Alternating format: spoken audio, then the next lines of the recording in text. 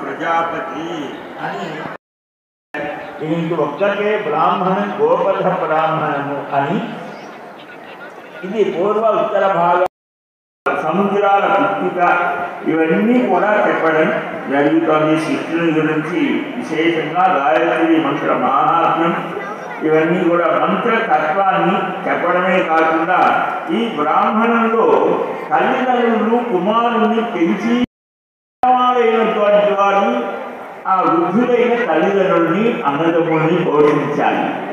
భారతంలో కూడా ఇంటికి పెద్ద కుమారుడు తండ్రి లేకపోతే తండ్రి అంతటి వాడు. అందుకని మనమన్నటి వారు కూడా ఆస్తి పంపకాలలో జ్యేష్ఠ భాగం అని తీసేవారు. అంటే ఈ తండ్రి చేయవలసిన తక్కిన వారినందరినీ చక్కగా పెంచి పోషించి పెద్ద చేసి వారికి ఒక యోగ్యత కలిగేట్టుగా చేయవలసిన బాధ్యత తండ్రి లేకపోతే ఆ ఇంటికి పెద్ద కుమారు. నలుగురు అన్నదమ్ములు ఉంటే నలుగురిలో పెద్ద. అలాగ దానికి ఒక స్థానం ఇచ్చారు. అది ఇక్కడ చెప్పడం జరుగుతోంది.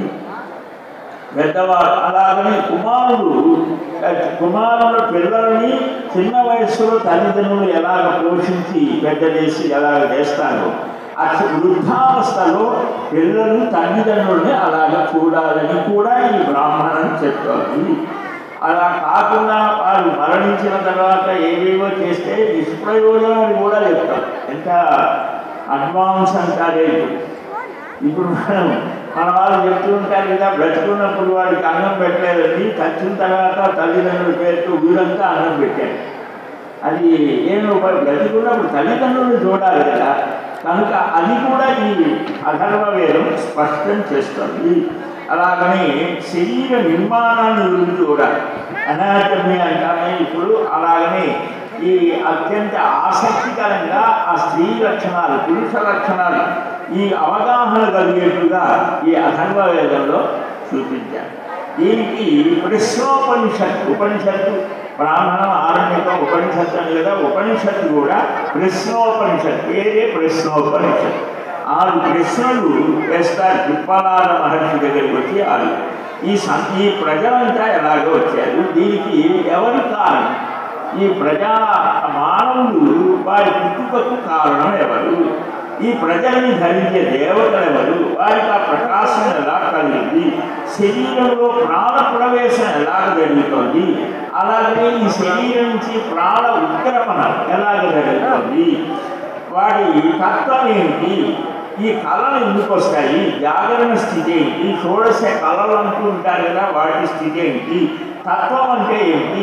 ఓంకారం అంటే ఏంటి? ఆ ప్రణవోపాసన ఎలాగ చేయాలి? దానివల్ల కలిగే లాభమే. ఇన్ని ప్రశ్నలు, వీటన్నిటికీ సమాధానమే ప్రశ్నోపనిషత్తు. కనుక ఇక్కడ అకార ఉకార మకార స్వరూపం ఓంకారం, దాన్ని ధ్యానిస్తే పాము ఎలాగైతే పురుషం వదులుతూ ఉంటారు పాత శరీరాన్ని వదిలేస్తారు, అలాగా మనుషులు కూడా అంటుకున్న పాపాలని వదిలించుకుంటారు అని ఆలంకారికంగా ప్రణవోపాసన గురించి చెప్తోంది. కానీ మన సంప్రదాయంలో ప్రణవోపాసన కేవలం యోగీశ్వరులకు అని తగినటువంటి వారికి ఆ జ్ఞానంతో కూడినటువంటి మంత్రం అనే మంత్రం స్త్రీలకు ఇతరులకన్నీ ఇలాగ ఒక వ్యవస్థ చేశారు. దీనికి ముండకోపనిషత్తు శౌనక శాఖలో ఉంటుంది. ఒక్కొక్క భాగానికి ముండకము అని పేరు. అవి గుండు చేయించడం అనేది సన్యాసం. తక్కిన వారందరికీ ఇంతో అందరికీ శిఖ అంటారు, పిల్లక అంటారు కదా, అది ఉండాలి.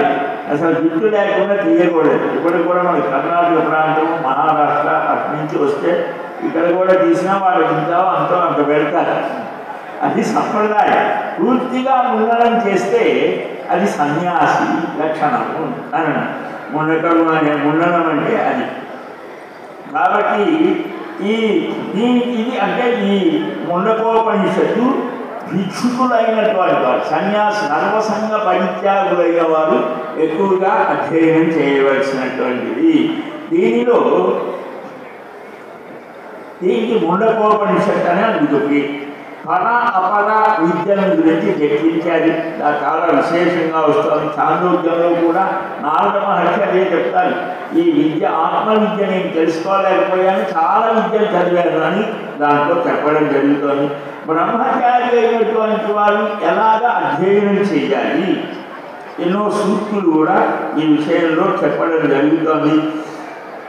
ఇక్కడ ఇంకొక విషయం కూడా చెప్తారు. అజ్ఞానంగా వారు తమకు తామే గొప్పవారిగా భావించుకొని అహం బ్రహ్మాస్మి అంటే నేనే అహమేవ పండిత, నేను మాత్రమే గొప్పవాడిని, ఇతరులంతా కూడా వ్యర్థమైన జీవితాన్ని గడుపుతారు అని అహంకరిస్తారే, అలాంటి వారు మేమెంతో కృతార్థులమయ్యా, మేము తెలుసుకోవాల్సిందంతా తెలుసుకున్నాం అని విర్రవీగుతారు. అది సరికాదు. అన్నీ తెలుసుకున్నటువంటి వాడు ఒక చిన్ని పిల్లవాడు ఏ విధంగా అయితే